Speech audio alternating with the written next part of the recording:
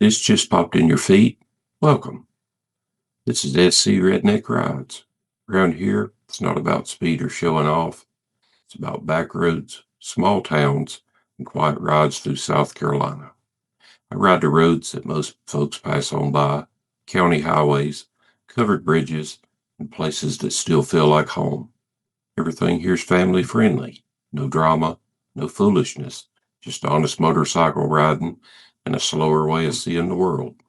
If you enjoy motorcycles, peace and quiet, you're in the right place.